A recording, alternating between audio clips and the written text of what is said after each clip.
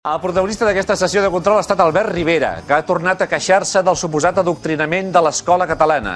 En Cataluña, algunos hacen un nuevo colonialismo, ¿no? Que es el colonialismo de los países catalans. Ya no es el Estado autonómico, ahora resulta que no lo sabíamos, pero hay un nuevo ente, una especie de placa tectónica cultural, que resulta que incluye el sur de Francia, una parte de Aragón, una parte de Italia, Baleares, Comunidad Valenciana.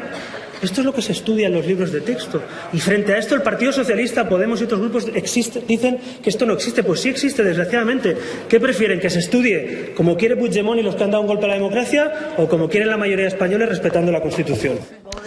A veure, en aquest tema hi ha algunes inexactituds. Primer de tot, la imatge que va mostrar Rivera no és d'un llibre de text escolar.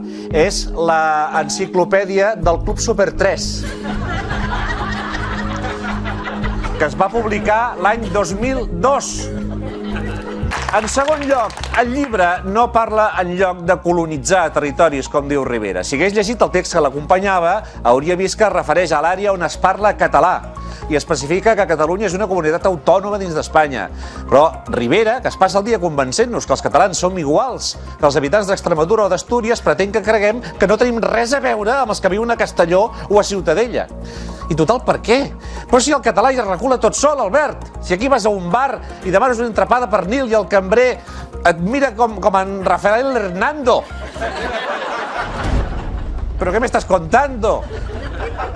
La mostra més clara que a l'escola catalana no s'adoctrina i que no es condiciona el pensament polític de ningú és que un dels seus alumnes més brillants és aquest, Albert Rivera.